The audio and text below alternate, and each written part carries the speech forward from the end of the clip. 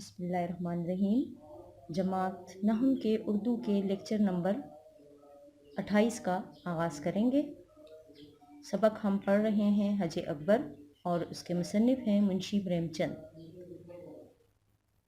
سبق کا تحریری کام ہم تقریباً پایہ تکمیل تک پہنچا چکے ہیں۔ آخر میں ہمارے پاس رہ گیا ہے خلاصہ اور مصنف کی شخصیت کا سوال، جو آج ہم اس لیکچر میں کریں گے۔ تو آپ لوگ اپنی نوٹ بکس نکال لیں اور سٹارٹ لیتے ہیں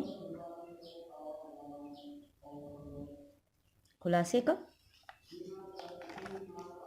خلاصہ سٹارٹ کریں گے۔ سب سے پہلے آپ خلاصے میں پوائنٹس لکھ لیں گے، جس طرح آپ کو پہلے بتایا گیا ہے۔ حوالہ، ٹھیک ہے، حوالہ ضروری نہیں ہے کہ آپ اس طرح پیراگراف وائز لکھیں، آپ وہی 5 فارمیلٹیز جو آپ کو بار بار میں بتا رہی ہوں، سبق، مصنف، ماخوذ، ادبی حیثیت، نثری صنف، ٹھیک ہے، وہ آپ لکھ لیں اور سٹارٹ کرتے ہیں خلاصہ۔ افسانہ حج اکبر منشی پریم چند کے بہترین افسانوں میں سے ایک ہے، جس میں بڑی خوبصورتی سے بتایا گیا ہے کہ ہمیں خدمت خلق میں بھرپور حصہ لینا چاہیے اور جب موقع ملے دوسروں کے کام آنا چاہیے۔ یہ ایک چھوٹے سے گھرانے کی کہانی ہے، جس میں گھر کا سربراہ صابر حسین، ان کی بیوی شاکرہ اور ان دونوں کا بیٹا نصیر اس افسانے کے مرکزی کردار ہیں۔ صابر حسین اپنے آگے دیکھیں،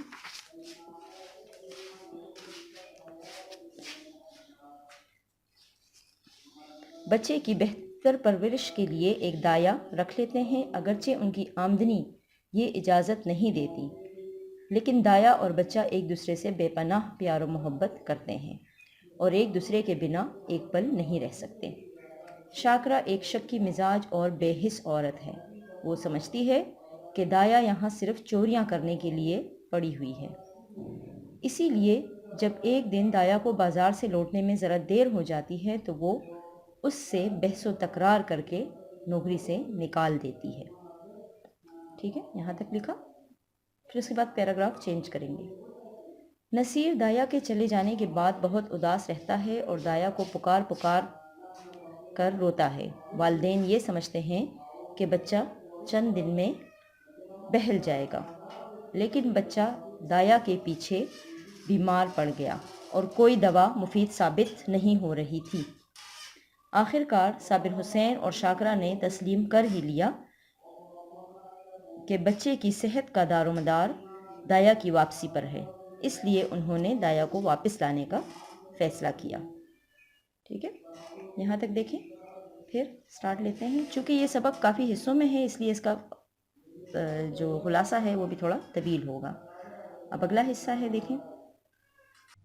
ادھر دایا بیچاری کا بھی نصیر کے بغیر برا حال تھا۔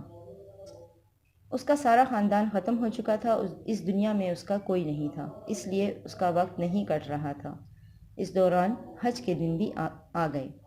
اس نے حج پر جانے کا فیصلہ کیا تاکہ نصیر کی یاد کچھ دن کے لیے دل و دماغ سے نکل جائے، لہٰذا وہ حج کرنے کے لیے روانہ ہوئی اور اسٹیشن جا کر ریل میں سوار ہوئی۔ ریل روانہ ہونے میں ابھی کچھ وقت باقی تھا کہ عین اسی وقت صابر حسین پریشان حال اسٹیشن پر پہنچے۔ دایا نے دیکھا تو نصیر کا حال دریافت کرنے کے لیے اس کے سامنے آئی۔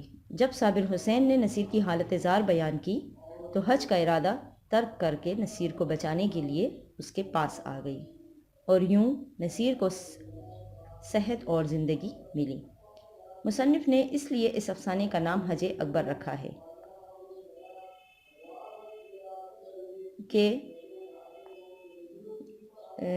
کہ اللہ نے دایا کو حج اکبر جیسا ثواب دیا ہو۔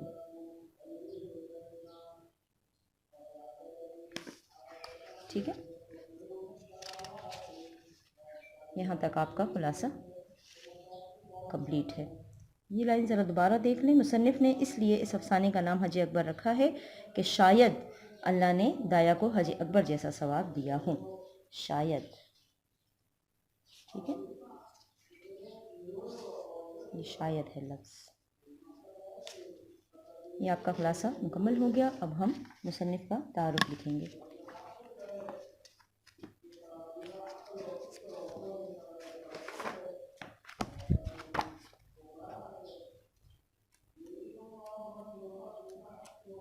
مصنف کے تعارف کے لیے پیج پریپیئر کر لیں، مصنف کا نام، ٹھیک ہے، ہمیشہ کی طرح ہیڈنگ، پھر تاریخ پیدائش، تاریخ وفات، دیکھیں منشی پریم چند، تاریخ پیدائش، تاریخ وفات، پھر ہیڈنگ ڈالیں تعارف، ٹھیک ہے۔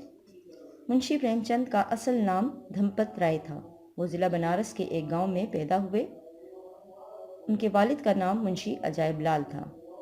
ایک مولوی صاحب سے اردو اور فارسی پڑھی، میٹرک بنارس سے کیا، معلمی کا پیشہ اختیار کیا اور ساتھ بی اے کا امتحان بھی پاس کیا۔ ترقی کرتے ہوئے ڈپٹی انسپکٹر مدارس بن گئے۔ یہ ان کا ہو گیا تعارف۔ اب دیکھیں نثر کی خصوصیات۔ منشی پریم چند اردو کے اہم افسانہ نگار ہیں۔ ان کے افسانوں کی نمایاں خصوصیت ان کا قومی جذبہ ہے۔ وہ وطن پرست افسانہ نگار ہیں۔ ان کے افسانے محبت، خلوص، حقیقت اور زندگی کی ترجمانی کرتے ہیں۔ انہوں نے دیہاتی زندگی کا بھرپور نقشہ پیش کیا ہے۔ وہ ایک مقصدی افسانہ نگار ہیں۔ ان کا طرز بیان بہت شگفتہ ہے۔ ان کے کردار حقیقت سے قریب تر اور جاندار ہیں، جبکہ ان کے افسانوں کے پلاٹ موزوں ہوتے ہیں، ٹھیک ہے، موزوں ہوتے ہیں۔ میم واو زے واو نون غنہ، یہ والا موضوع، ٹھیک ہے، مناسب۔ اس کے بعد ہے اہم تصانیف۔ دیکھیں اہم تصانیف جو ہیں وہ ان کی ہم نے یہاں پر 10 کی 10 جو ہے وہ لکھ دی ہیں۔ اہم تصانیف آپ بھی یہاں پر پوائنٹس میں لکھ لیں یا ایک ساتھ بھی لکھ سکتے ہیں۔ زاد راہ، واردات، پریم پچیسی، پریم بتیسی، پریم چالیسی، جلوہ حسن، میدان عمل، بیوہ، گودان، بازار حسن، یہ ان کی اہم تصانیف ہو گئی، ٹھیک ہے۔ یہاں تک آپ نے اپنی کاپیاں کمپلیٹ کر لی ہیں، سمجھ آ گئی؟ یہاں تک جو ہے آپ کا سبق بھی مکمل ہو گیا مصنف کے تعارف کے ساتھ۔ آپ کو بار بار بتایا جا رہا ہے کہ آپ نے اس کو ساتھ ساتھ یاد بھی کرنا ہے، صرف لکھنے کا کام نہیں ہے۔ اچھا، اب ایک بات اور بچے کہ آپ لوگوں کو بار بار بتایا جا رہا ہے کہ جو کام آپ کو ڈیلی ہم کروا رہے ہیں کوشش کریں کہ اس کو ڈیلی آپ یاد بھی کریں، ٹھیک ہے۔ اپنے لیے ٹائم ٹیبل بنا لیں اور کوشش کریں کہ روز کا روز کام جو ہے وہ یاد کریں۔ اچھا، دوسری بات یہ کہ اس سے پہلے جب آپ کو نعت پڑھائی گئی تھی تو نعت میں میں نے آپ کو بتایا تھا کہ ہم آپ کو پوئٹری کے نوٹس دیں گے، لیکن اسکول بند ہونے کی وجہ سے اب اسکول یہ نوٹس جو ہیں وہ آپ کو پرووائڈ کرنا پاسبل نہیں ہو رہا، ٹھیک ہے۔ تو اب ایسا کریں گے کہ ہم اس کے بعد، اس سبق کے بعد اب ہم ابتدا کریں گے نعت کی تحریری کام کی، ٹھیک ہے۔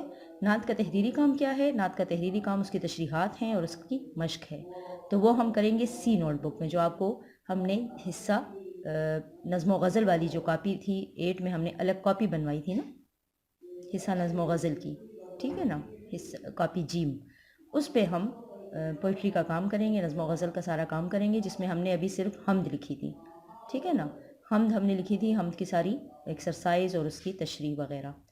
اب ہم اسی حمد کے بعد فائنل کلاس 9th کا کام جو ہے وہ اس کا آغاز اسی کاپی میں کر دیں گے، ٹھیک ہے نا۔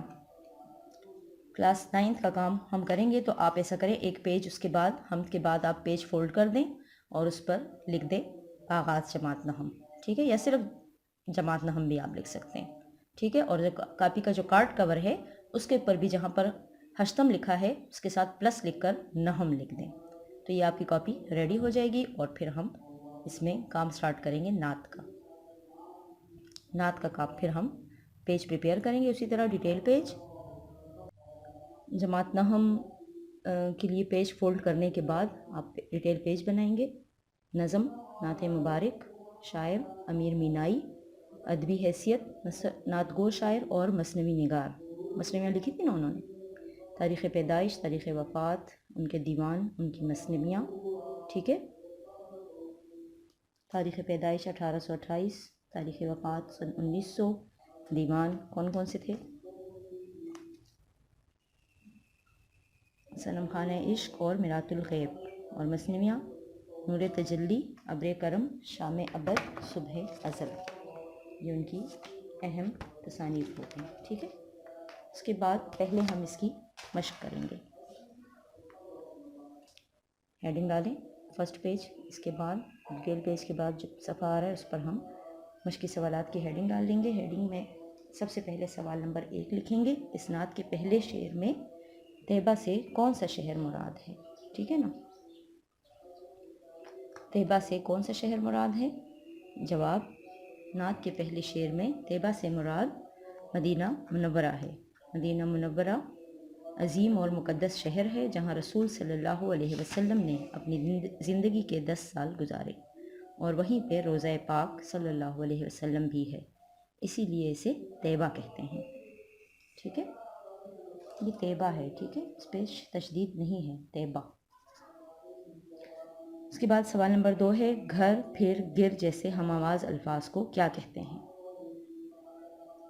بچے یہ ایکسرسائز ہم پہلے ڈسکس کر چکے ہیں زبانی طور پر، تو امید ہے کہ آپ کو اس کو کرنے میں کوئی پرابلم نہیں ہوگی، بہت آسان ہے۔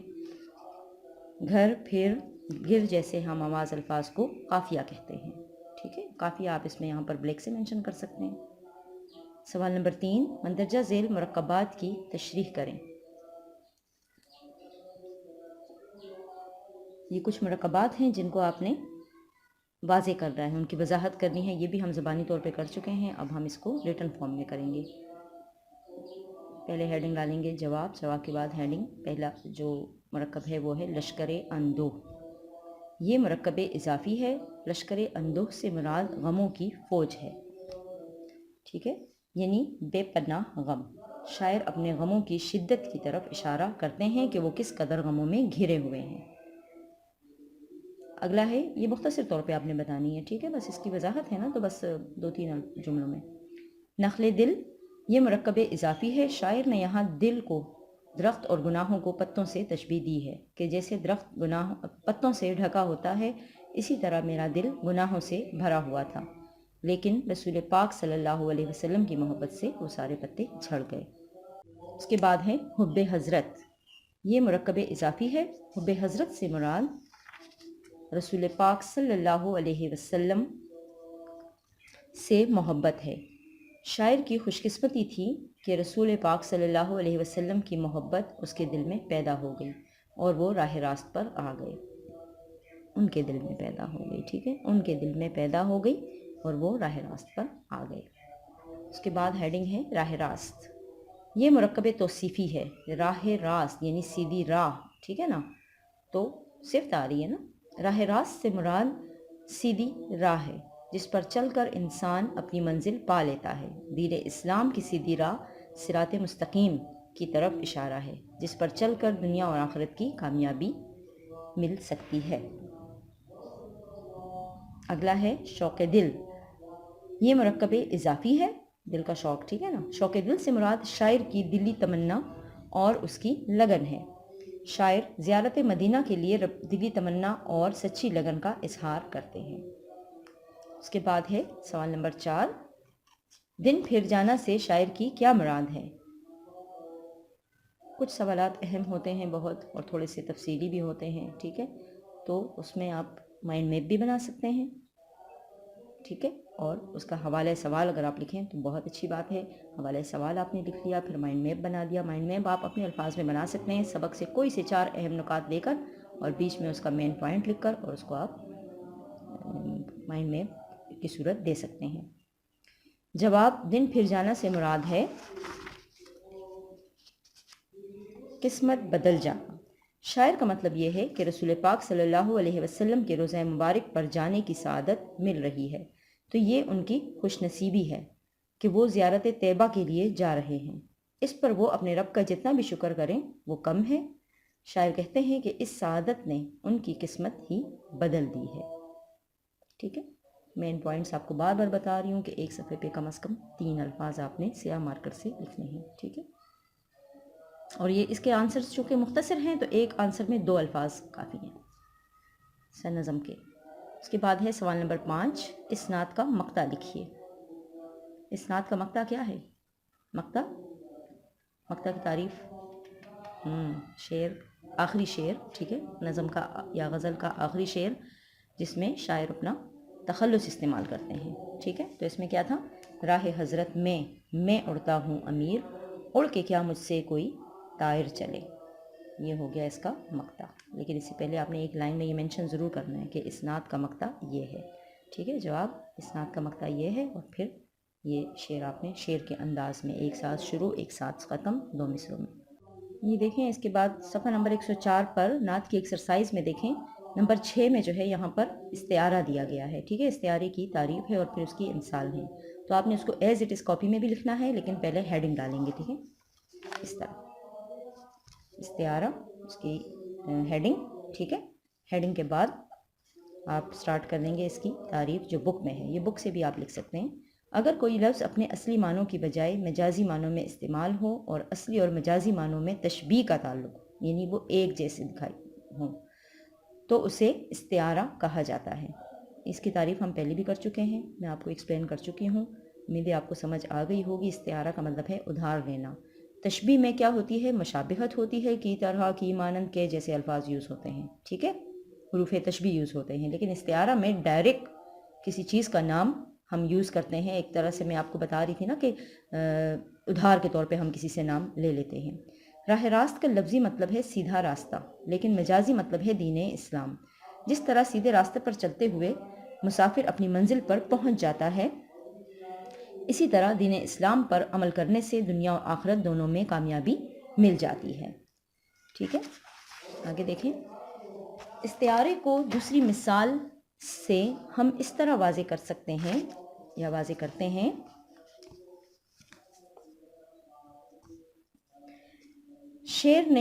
اس شعر نے ہندوستان پر 17 حملے کیے۔ ظاہر ہے محمود غزنوی شعر تو نہیں تھا، انسان تھا، بادشاہ تھا، لیکن بہادری شیروں جیسی تھی۔ یا کسی بہت بڑے عالم کی موت پر کہا جاتا ہے ایک چراغ اور بجھ گیا۔ ظاہر ہے کہ عالم چراغ تو نہیں ہے، لیکن چراغ کی طرح علم کی روشنی پھیلاتا ہے۔ عالم کے لیے چراغ اور محمود غزنوی کے لیے شعر کا لفظ استعمال کرنا استعارہ کہلاتا ہے، ٹھیک ہے؟ اس کے بعد اب سوال نمبر 6 کے ہم ہیڈنگ ڈال دیں گے۔ آپ اپنی طرف سے استعارے کی 3 مثالیں لکھیں۔ یہ تو اب تک تعریف تھی نا، اب ہے سوال نمبر 6، اسی سے ریلیٹڈ اسی کا سوال ہے یہ۔ اچھا، آپ اپنے الفاظ میں لکھنا چاہیں تو بہت اچھی بات ہے، خود لکھنا چاہیں تو یہاں پر آپ کو میں کچھ ایگزامپلس بتا رہی ہوں، ٹھیک ہے؟ کشمیر جنت ہے، ہمارا باورچی خانہ بالکل آئینہ ہے، عائشہ کا دل موم ہو گیا، ٹھیک ہے نا؟ دیکھیں اب کشمیر جنت ہے، ہم نے یہ نہیں کہا کہ کشمیر، اگر ہم کہیں کہ کشمیر جنت کی طرح ہے تو پھر یہ تشبیہ ہو جائے گی، لیکن چونکہ ہم نے ڈائریکٹ نام لے لیا ہے، استعارہ لے لیا ہے، ادھار لے لیا ہے، ہمارا باورچی خانہ آئینہ ہے، تو اگر ہم کہیں کہ ہمارا باورچی خانہ آئینے کی طرح صاف ہے تو پھر وہ تشبیہ ہو جائے گی، لیکن جب ہم یہ کہیں گے ڈائریکٹ کہ آئینہ ہے تو یہ استعارہ ہے۔ عائشہ کا دل موم ہو گیا، ہم یہ کہیں کہ عائشہ کا دل موم کی طرح ہے، پھر طرح کا جب ہم لے آتے ہیں لفظ تو پھر یہ تشبیہ ہو جاتی ہے، لیکن یہ استعارہ ہے۔ اب دیکھیں مرکزی خیال ہے، تو مرکزی خیال میں دیکھیں پہلے حوالہ ہے، نظم ماخوذ از شاعر ادبی حیثیت، اور پھر آپ یہاں پر ذہنی خاکے کی ہیڈنگ دے دیں گے، ٹھیک ہے؟ ذہنی خاکہ دیکھیں، یہ مرکزی خیال کے کچھ مین پوائنٹس ہیں 4، اس کا ذہنی خاکہ آپ بنا لیں۔ مرکزی خیال، اللہ کی نظر کرم، یعنی جن پر اللہ کی نظر کرم ہوتی ہے وہی لوگ حب رسول، یعنی نعت تو ہے ہی حب رسول میں لکھی گئی، ٹھیک ہے؟ خوش قسمتی، زیارت مدینہ، جن پر اللہ کی نظر کرم ہوتی ہے وہی لوگ حب رسول رکھتے ہیں اور وہی لوگ زیارت مدینہ کے لیے بھی جاتے ہیں، اور یہ انسان کی سب سے بڑی خوش قسمتی ہے۔ اس نعت کے مین پوائنٹس، ٹھیک ہے؟ یہ ہو گیا اس کا ذہنی خاکہ۔